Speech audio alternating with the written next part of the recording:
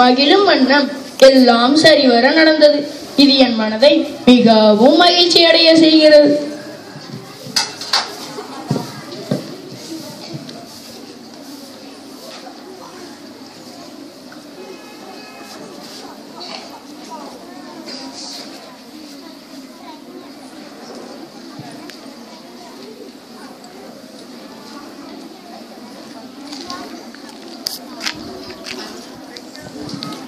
ஸ்ருதிராம்,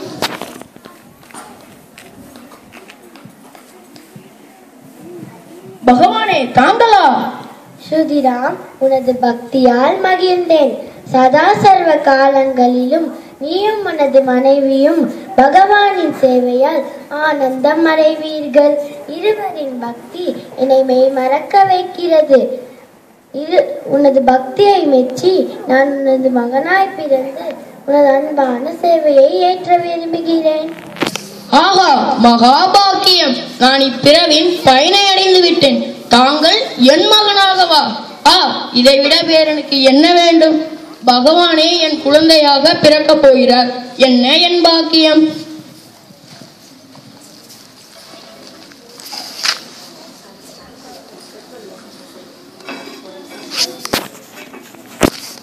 ஓ, நான் கண்டது கனவா? ஆஹா, தெய்வீக கனவு! கட்டாயவன் விரைவில் பிறக்கப் போகிறாரா? கனவு நினைவாகும் வரை யாரிடமும் கூறக்கூடாது. சரி, நான் கமர்கூருக்கு கிளம்புகிறேன்.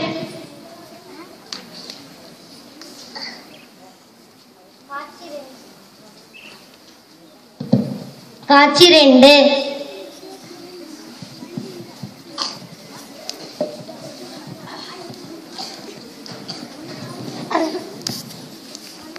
தனி,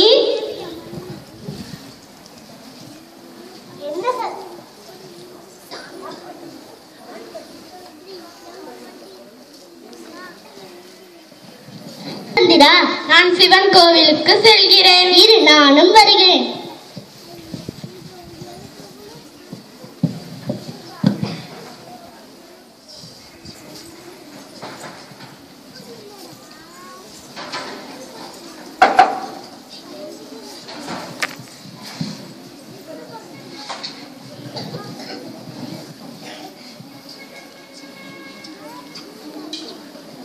என்ன ஒரு மாதிரியாக இருக்கிறது? தலை சுற்று என்ன ஒரு மாதிரியாக இருக்கிறது? தலை சுற்றுகிறது. தனி, சந்திரா, சந்திரா, அடடே, என்னவாயிற்றென்று தெரியவில்லை. கவலையாக உள்ளது. எழுந்திரு சந்திரா. சரி, கொஞ்சம் தண்ணீர் தெளித்து பார்க்கலாம்.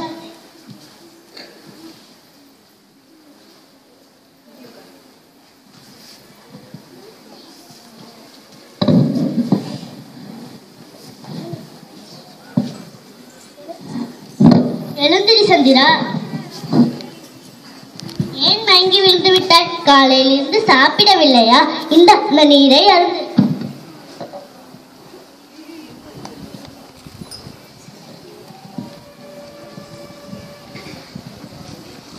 தனி, நான் கண்ணை மூடி தியானத்தில் இருந்தபோது சிவனிடம் இருந்து ஒரு ஒளி என் வயிற்றில் தங்கியதை நான் உணர்ந்தேன்.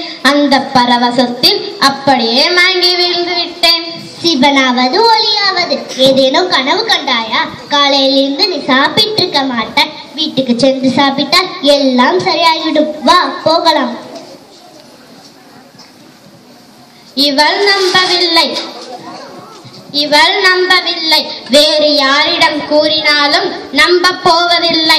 பகவானின் பிரசன்ன ஒளியை வேறு யாரிடம் கூறினாலும் அது நம் தவறுதான். இதை நம் கணவரிடம் தவிர வேறு யாரிடமும் கூறக்கூடாது. அவர் கையில் இருந்து வரட்டும், பார்த்து கொள்ளலாம். தனி, வா, வீட்டிற்கு செல்லலாம்.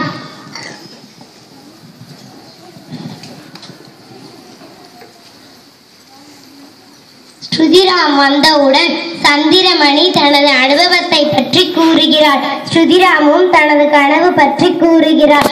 அந்த கனவுக்கேற்றார் போல் 1836ஆம் ஆண்டு பிப்ரவரி மாதம் 17ஆம் தேதி நம் குருதேவர் அவதரித்தார்.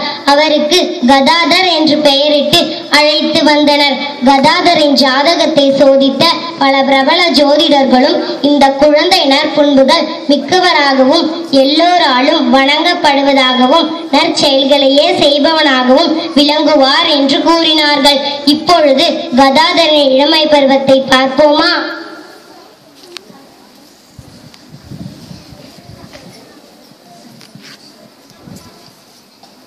தாயே, கதாதரனுக்கு உபநயனம் கொடுக்கும் வயது வந்துவிட்டது.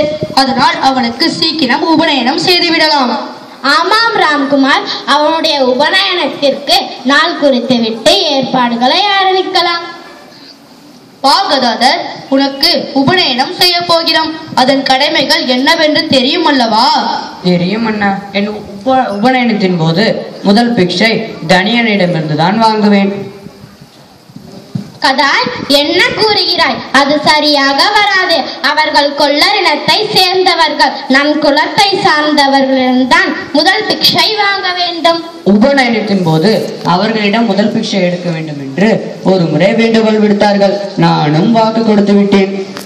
கதாய், என்ன கூறுகிறாய்? இது நடைமுறைக்கு சரிப்பட்டு வராது. இல்லை அண்ணா, தனியனிடமிருந்து பிக்ஷை எடுக்க தவறினால் நான் சொன்ன சொல் தவறியவனாவேன். சத்தியத்தில் இருந்து தவறிய ஒருவன் பூநூலை அணிந்து கொள்ளவே தகுதியற்றவன். எனவே நான் எப்படி பூநூலை அணிந்து கொள்ள முடியும்? ஒன்றும் புரியவில்லை. நீ சத்தியம் வேறு செய்து விட்டாய். என்னால் மறுக்கவும் முடியவில்லை.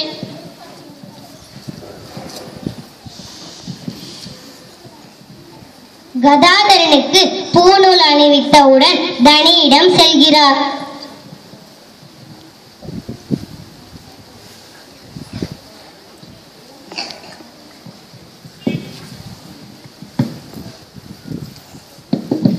பவதி பிக்ஷாம் தேஹி, பவதி பிக்ஷாம் தேஹி. கதாய், நான் என்ன பேரு பெற்றேன்?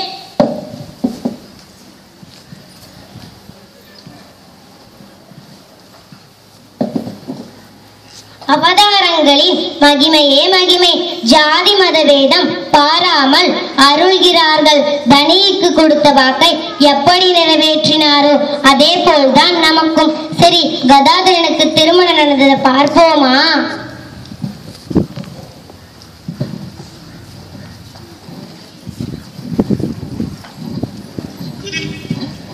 கதாதரனுக்கு திருமண வயது வந்துவிட்டது. ஒரு நல்ல பெண்ணாக பார்க்க வேண்டும். ஆமாம் தாயே. மணப்பெண்ணுக்காக அங்கும் இங்கும் தேடி அலைவதில் பயனில்லை. ஜெயராம்பாடியில் ஸ்ரீ ராமச்சந்திர முகோபாத்தியாரின் வீட்டில் எனக்கு ஒருத்தி வைக்கோல் சுற்றி காக்கப்பட்டு வருகிறாள். அங்கு செல்லுங்கள். என்ன, வைக்கோல் சுற்றியா?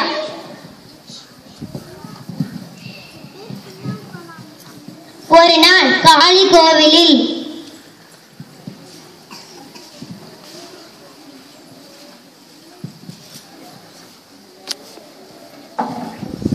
தாயே, நீ தூங்கினாயா? சாப்பிட்டாயா? உன்னை பார்க்க வேண்டும் போல் உள்ளதே. நீ இருப்பது உண்மை என்றால் ஏன் என்னால் உன்னை பார்க்க முடியவில்லை? எனக்கு புகழ் செல்வம் எதுவும் தேவையில்லை.